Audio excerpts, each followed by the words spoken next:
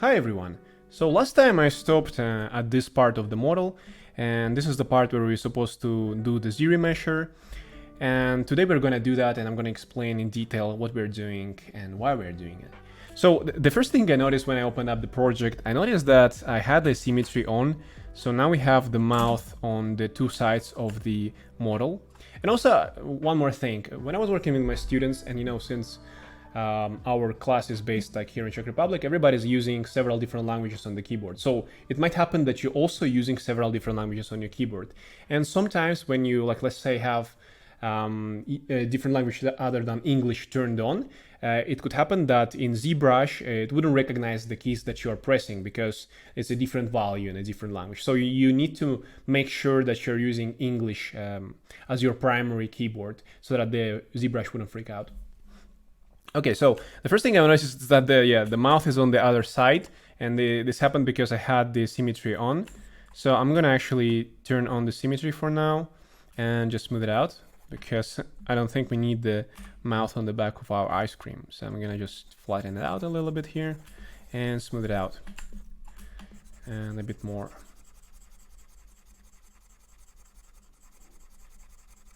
Okay, great. So once I finish that, I'm thinking like, let's think about what else can be added here. We can definitely add something like on the inside of the ice cream as well.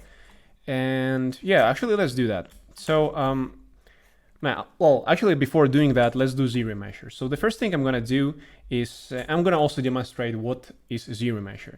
And we already tried working with Dynamesh. So, and when I was working in the class with my students, they actually found it a bit confusing what is Dynamesh and what is zremesher, and I've been making a lot of quizzes, but it was still a bit complicated for them to understand it.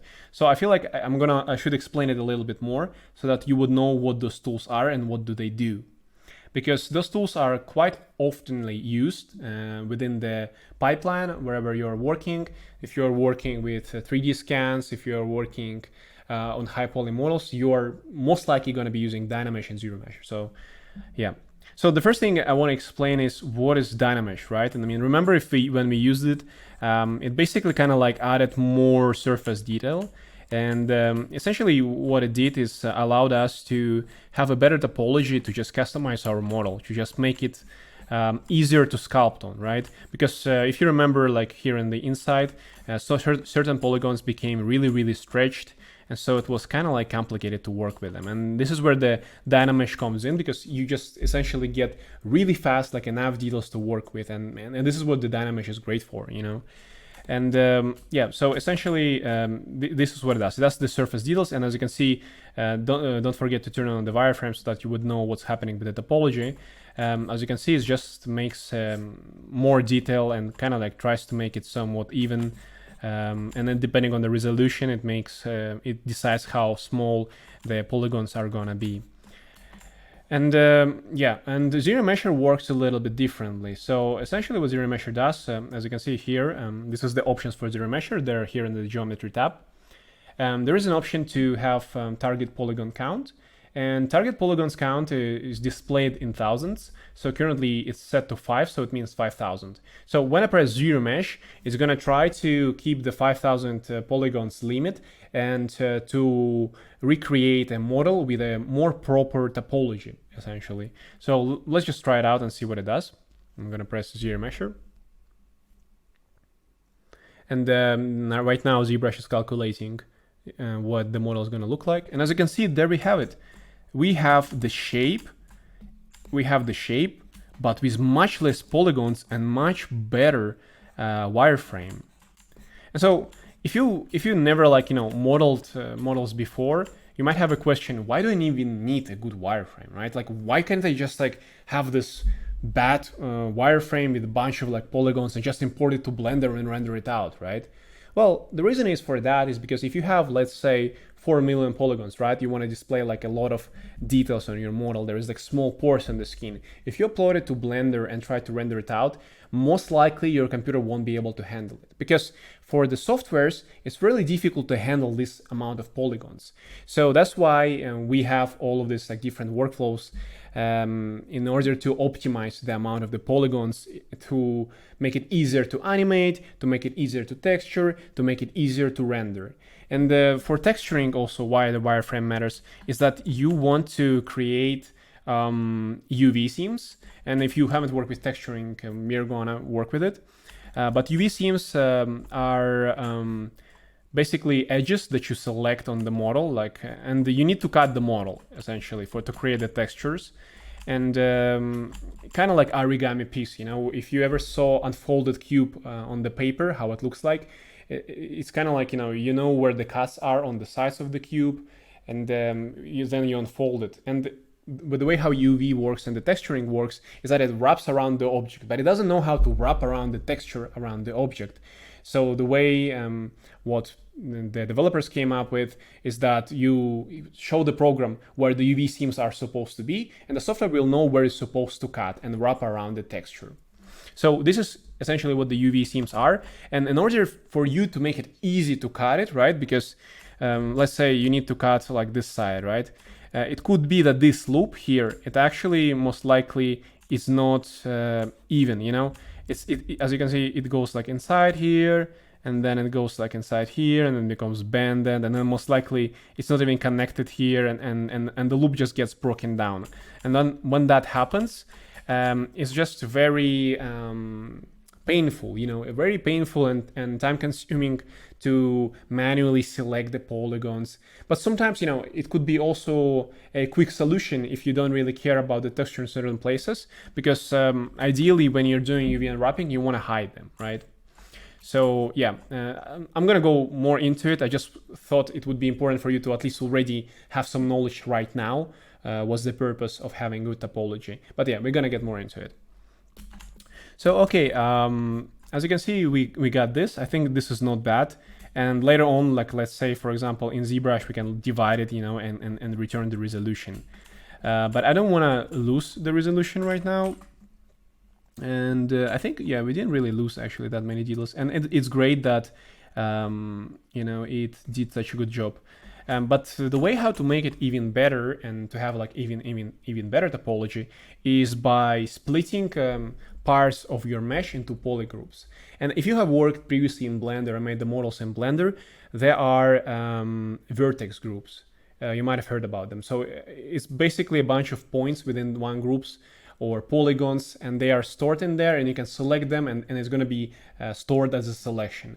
So you can do the same here in ZBrush. You can select the polygons that you want to set into one group.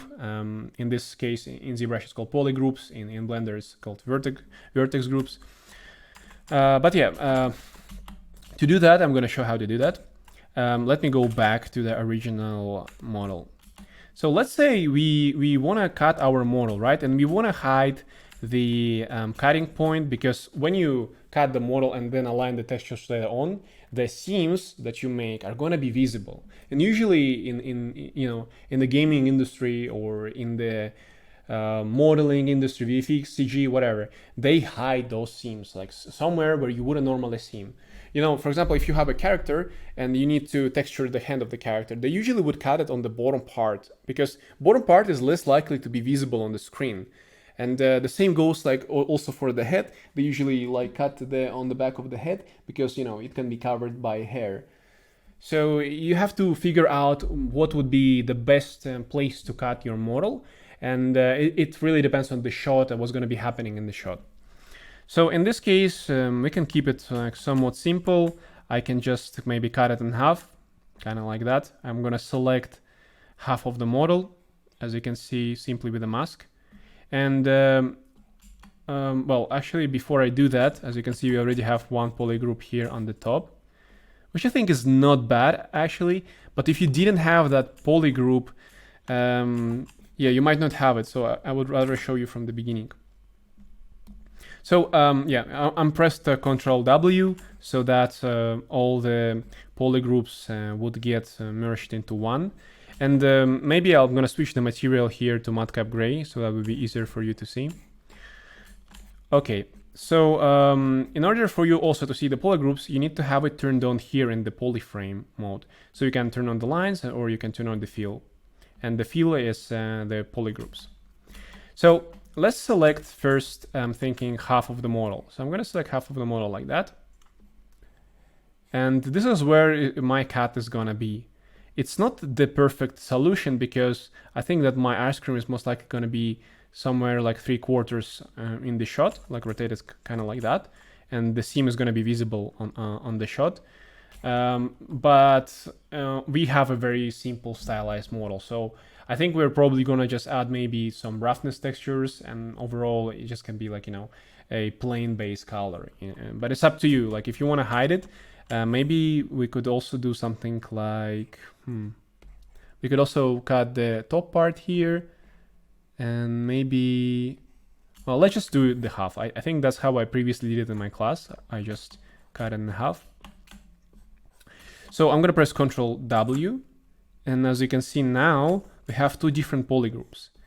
And when working in polygroups in ZBrush, you know, if you press Ctrl and Shift and click on the polygroup, as you can see, the selected polygroup remains visible and it hides all the other polygroups. If you press with Ctrl Shift again on the polygroup, then that polygroup also disappears. And if I press one more time, as you can see, there's some weird tiny polygroup. I'm not sure what it was. Okay, it's just some glitch. Yeah, so it just basically makes the polygroups disappear. So let's also now, because we split it in two separate polygroups, let's also add a polygroup here on the top so that it would have like more kind of like even edges here. So the first thing I would do is go to the mask pen, kind of like that. And yeah, I'm gonna remain in the orthographic mode. And also, if you're confused what are those planes are, and I kind of didn't notice them and I forgot to mention it, it's basically the floor. It's turned on here because normally you would have only y-axis turned on, but because we use shadow box, it turned on all the other axes as well. So you can turn them on, off in the floor option.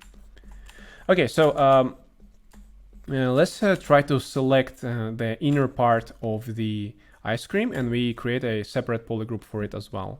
And I'm gonna select maybe a different, oh, this is too hard to see. Just a little bit hard to see. I hope everybody sees what's happening on the screen. So, okay, I'm gonna go over with the mask pen here on the inside of the mesh to split it in a separate polygroup.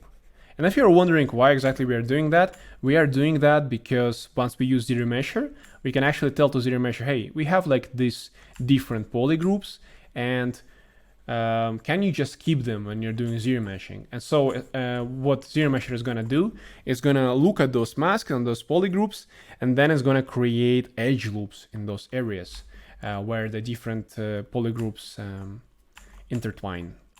So, okay, so I'm gonna continue here a little bit more. Not going too crazy, but would be nice to have it like very, very cleanly put in. Something like that. And I think we're also gonna do outer rim polygroup. Another thing that I didn't mention is that let's say you're drawing your mask and then you kind of like drew too much of it. So you can press Ctrl and Alt and just like cancel out, you know, whatever you drew. And so we can draw again. Ctrl and Alt, so to invert it, because we use Alt to invert it. Okay, I'm gonna draw some inside here again. Great, I'm gonna remove this on the outside. It's not that good. A bit here, a little bit here. And somewhat here. All right, so this is not bad. I'm gonna go around here like that. And all right, so I'm gonna press Ctrl W, and as you can see, now we created a polygroup on the inside, which is great. Another thing that I would do is actually, yeah, now let's color the outer rim with a mask. So that we would have another polygroup and it would be kind of like created on this rim here. So I'm gonna start painting with mask pen here, kind of like that. All right.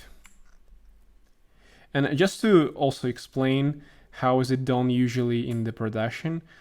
Well, you can use zremesher, right? Because this is a static model. If you're like planning to deform and create an animated character, that's a whole other story. You would need to do retopology. But in this case, I think it would be fine to just do it like that. Whenever I work or do create models for my projects, you know, and especially if it's not animated, then it's fine to just break it down with like zremesher into separate polygroups. And okay, sure, there could be like moments where the polygons or topology is not that great, but in the end, it didn't really matter that much. Okay, I see there's actually another polygroup here, which is not good. But okay, we'll deal with it later. So for now, let's just press Ctrl W. Okay, I'm gonna go back because it's the same color. It's a bit, it would be easier to see it with this color. Okay, cool. So we have now the outer rim here as well. And I think so far it's actually pretty good. The only thing I would do is hide those two polygroups, and I wanna merge, well, actually I think it's the blue one. Okay, that's not cool. This one is here. Okay, I think it shouldn't be that big of an issue, but if it is, we would have to redo it again. Maybe I can just hide this one and this one, and just kind of like Ctrl W. And to hide them, I pressed Ctrl Shift. You know, there's something that I already showed. And I'm thinking I'm just gonna go over this area, maybe with mask lasso to kind of like have the selection there again. Okay, I'm gonna very carefully. I'm gonna switch to maybe a flat color. Maybe it would be easier to see it. Yeah. Yeah, it happens that, you know, sometimes you just accidentally can select the parts of the polygons that you didn't mean to, and it happens quite often. And I mean, that one polygon probably wouldn't have been an issue, but you know, I just want it to be all clean and nice. So I'm gonna go over this area here and a little bit here as well. And I'm gonna make sure that I don't have any spillage again, because otherwise we'll have to redo this whole thing again. Okay, so I think it's fine. Let me just test it out. Okay, it seems to be clean enough. Yeah, so we can return all the other polygroups. All right, I think it's fine. Let's just not spend too much time on it. I'm gonna zremesh it now, maybe 8K zremesher, and don't forget to have keep groups open. All right, so yeah, this is not the greatest solution ever, but that's fine. I think that's fine, yeah. Okay, I think this is good enough. Another thing I forgot to do, actually, let me go back again, is to create another polygroup here around the mouth area. And, you know, it's also not super important, but if you, like, let's say you ever working on the characters, you would normally also like have edge loops around the mouth for the deforming. But here we're going to be sculpting it, so I think it would be maybe better to just have straight away a good topology in this area, because we're going to be sculpting more around the mouth. Cool. So there we go. Something like that. And again, zremesher. Okay, cool. So I think this should be fine. Overall, there's our edge loop, as you can see here around, and there's going to be our edge loop here on this side. And then we're going to have the insides here as well. So that's great. I'm gonna divide it for now just a little bit. You know what I wanted to add? I wanted to add like this part here, as you can see on the reference. And let me just close this.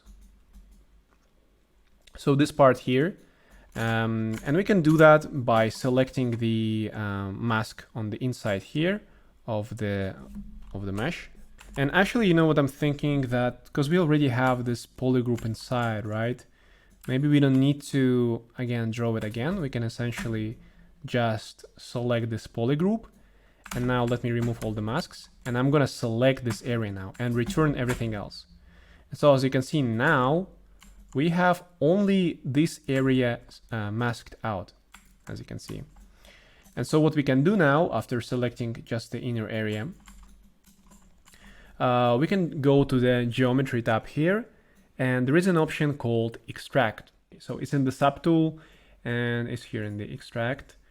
And let's press extract. And as you can see, it kind of like adds a little bit of thickness here and create essentially a separate model from ours, but within the area where we want it to be. So if I increase the thickness a little bit and extract it, as you can see, it starts creating some weird stuff. And this is probably because of this double-sided surface. I'm going to disable it and press extract again. Okay, it's a bit too much. So maybe I'll just make it very, very thin, something like that. And then we will manually add thickness to it, or maybe a little bit more actually, something like that. Yeah. Okay, so I'm just going to press accept. And it immediately masks the center and unmasks the edges. So let's remove the masking. So okay, now we have this extra, as you can see, subtool, and we can actually start inflating it or filling it up with clay buildup. It's really up to you, but I'm gonna use try to use inflate and see what it will do.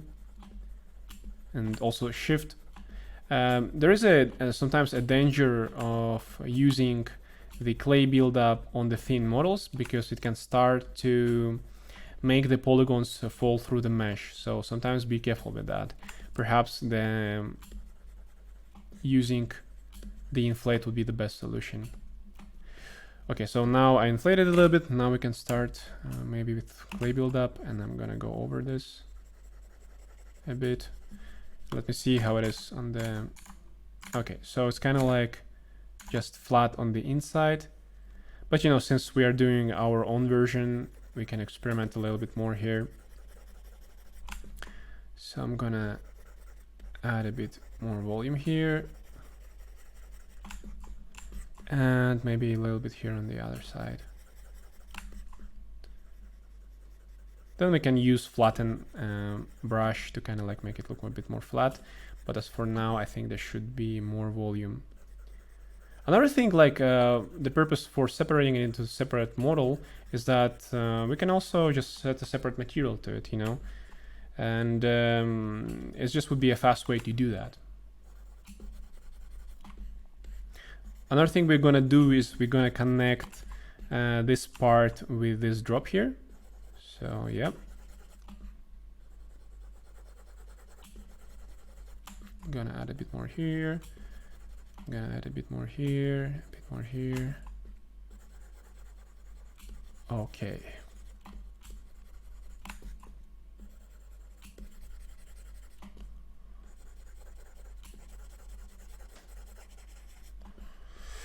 Cool, I think that might be not bad already. Okay, let's try to connect the inside of this drop with the inside. So I'm gonna select the drop part, and I'm gonna go to the move brush, and I'm just gonna start moving the top part of this goo towards the top part of the ice cream. So I'm just gonna extend it a little bit more, push it back. I try not to make it too flat so that the polygons wouldn't go inside of each other. So I'm pulling it quite carefully. As you can see, those polygons, they start pinching, and when the pinching happens, it's not good, but we'll be able to fix that later on. We'll just smooth it out or zremesh it or dynamesh it, we'll see. Yeah, and the horrible stretching, as you can see, starts to happen, but that's all right. So yeah, all you want to do is just connect them together, and you'll understand in a bit why we're doing that. All right, something like that. Something somewhere here like this. Maybe smooth it out a little bit more, just carefully. Okay, so I think now a bit more like this. Okay. So what I want to do now is merge those two subtools together, because right now they're separate. I'm going to select this tool called merge down, press OK. So now they are both merged into one object, and as you can see, when I move it, they're all together. But if you look at the topology here, as you can see, they are not connected whatsoever with topology, and this is bad, and they should be connected. One way to connect them would be to use dynamesh. So first thing I would do is, as you can see, there's a bunch of like different polygroups we don't need that many polygroups, so I'm just gonna press Ctrl W to put it in one polygroup. And now I'm gonna, let me just go back here, go to Dynamesh, Geometry, find the Dynamesh here, there it is, and just press Dynamesh. So once I press the Dynamesh, we can turn on the wireframe and look our model. And as you can see now, they are connected topologically. And this is amazing because that's exactly what I wanted. But before we continue on, what we can do is maybe zremesh it straight away. Zremesh it right now, go to Geometry, zremesher, and I think something like maybe 2000 polygons, 2500 should be fine. Okay, that's good. That's great. There we have it. We can divide it one more time. I'm just gonna use some more clay buildup here now to add a bit more volume, or maybe actually I'm gonna use flatten brush here to kind of like flatten it out a bit more. Just like that. And smooth it out a little bit. Flatten it out a little bit. Smooth it out.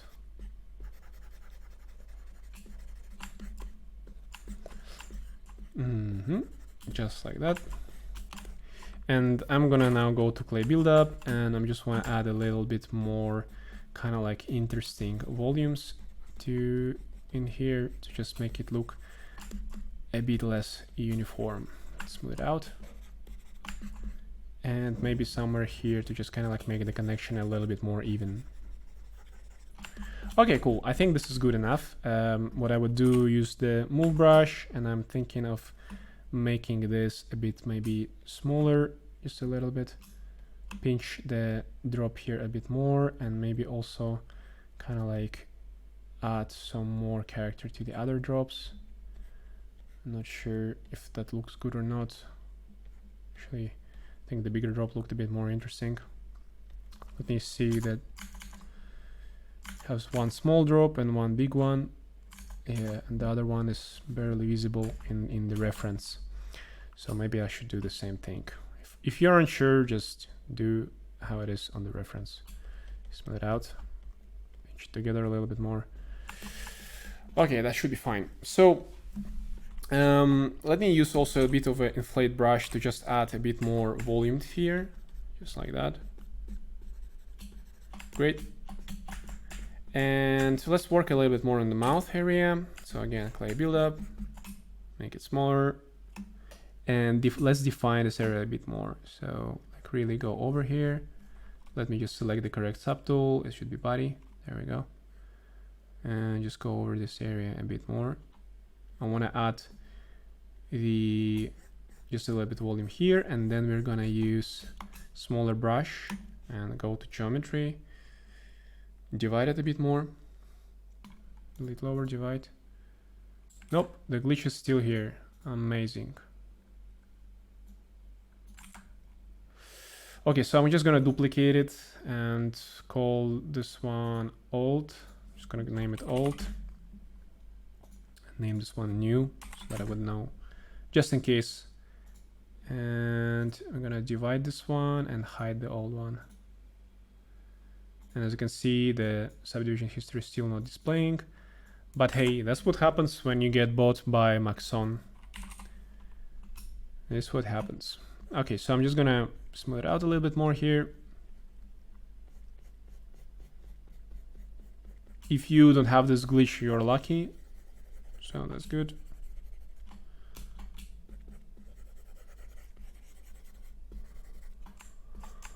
Okay, so I'm gonna also use dam standard.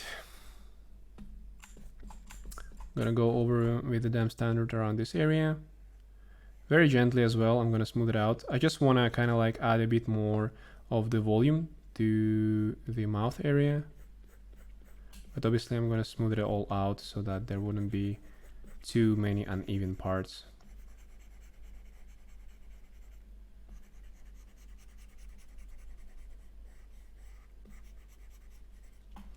All right, cool. So the only thing I also want to just smooth out a little bit more here. Great. So what else do we need? Let's check out our reference. So I think we actually kind of like managed already to do almost everything here. I think we have good topology for everything. Let me just check. Yep, it's not bad. What about the tone? It's not bad, not bad. I would actually zremesher the tone just in case, because I'm not super happy with this topology. I'll make maybe 900 polygons. That's a lot, maybe a little bit less. 300 polygons, yeah, that's good. Okay, and the body is zremeshed. And the stick, yeah, let's check the stick. And I think we'll be able from now on to continue in Blender. Yeah. Okay, so let me take a look at the stick here. There it is. So we can also cut it in half and hide everything else. Cut it in half like that. Control W. That's it. You don't need to zremesh it. It has a good. Maybe we can try to zremesh it actually. Let me go to geometry, and I'm gonna keep the same amount of the polygons as it currently has. Yeah, it just makes it a little bit more even. I forgot to press keep groups, so zremesh it again. And did some weird stuff here. Huh, that's weird. Just gonna smooth it out a little bit here. Yeah, that was kind of weird. Why did it create such a weird pinching here? Okay, let's try to manually fix it. Just gonna make it a little bit bigger here. Smooth it out a bit more.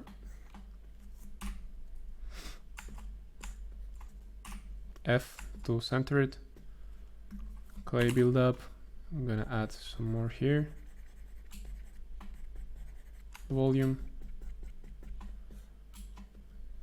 Yeah, and I'm gonna maybe divide it one time. I'm gonna use some flatten brush to flatten out the sides. Just go over here like that.